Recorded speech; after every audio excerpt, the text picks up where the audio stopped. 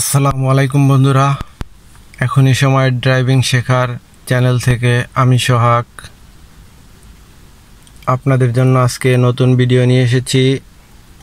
আজকে বিষয় হচ্ছে অটো গাড়ির গিয়ার সেকশন। আপনারা কিভাবে গিয়ার মেনটেন করবেন সেটাই আজকে আলোচনায় থাকবে। তো অবশ্যই পুরো ভিডিওটি দেখবেন, দেখলে আপনার যারা নতুন তাদের উপকৃত হবেন এবং চ্যানেলটি সাবস্ক্রাইব করে দিবেন। আর ভালো লাগলে বেল আইকনটি প্রেস করে লাইক কমেন্ট শেয়ার করে দিবেন। তো সরাসরি চলে যাই আমরা ভিডিওর মূল অংশে। তো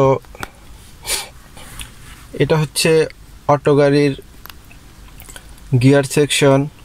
তো অটো গাড়ির গিয়ার সেকশন এখানে দেখেন, এখানে কিছু চিহ্ন দেওয়া আছে, যেমন পিতে হচ্ছে পার্কিং, আর হচ্ছে রিভার্স। আমরা যখন ব্যাগে দেই তখন এই রিভার্সে রাখলে ব্যাগে দিতে হয়, রিভার্সে রেখে। এরপরে আছে নিউট্রাল। যখন আমরা রানিং অবস্থায় যে কোনো জায়গায় গাড়ি ব্রেক করে দাঁড়াই তখন সেক্ষেত্রে আমরা নিউট্রালে রাখবো। এরপরে আছে ডিতে ড্রাইভ। যখন সামনের দিকে আমরা ড্রাইভ করব তখন অবশ্যই ডিতে রাখবো। ডি এর পরে এস দেয়া আছে।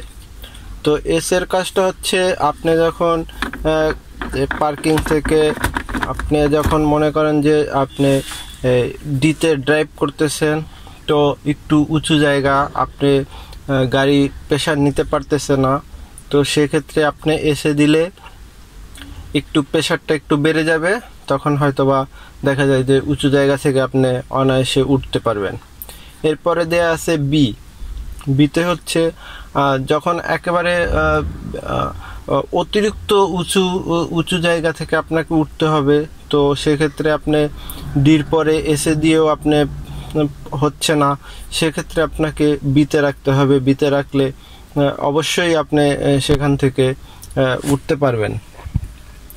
তো এই হচ্ছে মূল বিষয়টা। তো অবশ্যই আমরা এটা ইজিলি আপনার প্রেস করলেই ইজিলি মনে করেন যে আমরা এটাকে কন্ট্রোল করতে পারবো। আর এখানে আরেকটা চিহ্ন দেয়া আছে, অবশ্যই খেয়াল করবেন। এটা একটা মূল একটা বিষয়। এটা আমি একটু পরে আপনাদেরকে আলোচনা করতেছি এটা নিয়ে। তো যখন আমরা দেখা যায় যে আপনার এখন গাড়ি বন্ধ অবস্থায় আছে কিংবা আপনার রাস্তার মাঝখানে গাড়িটা বন্ধ হয়ে গেছে, তো সেক্ষেত্রে আপনারা কিন্তু চাইলেও গিয়ারটা সরাতে পারবেন না, কারণ ইঞ্জিন লক হয়ে যায়। যেমন পার্কিংয়ে চলে গেছে, তো পার্কিংয়ে দেওয়া অবস্থায় আমরা স্টার্ট না করে কোনোভাবেতেই আমরা গিয়ারটাকে এখান থেকে সরাতে পারবো না। তো গিয়ারটাকে যদি আমরা না সরাতে পারি সেক্ষেত্রে কিন্তু গাড়িটা আপনার কখনোই সামনে পেছনে কোনো দিকেই কোনোভাবেতেই নেওয়া সম্ভব না। তো সেক্ষেত্রে যেটা করতে হয়, দেখা গেছে আপনার গাড়িটা ব্যাটারি ডাউন হয়ে যেতে পারে কিংবা গ্যাস তেল শেষ হয়ে যেতে পারে। সেক্ষেত্রে আমরা কিভাবে গাড়িটাকে সরাবো, গিয়ারটা না সরিয়ে কিভাবে আমরা গাড়িটা সরাবো, এটা একটা মানে একটা ঝামেলার বিষয় হয়ে যায় না, জানা না থাকলে।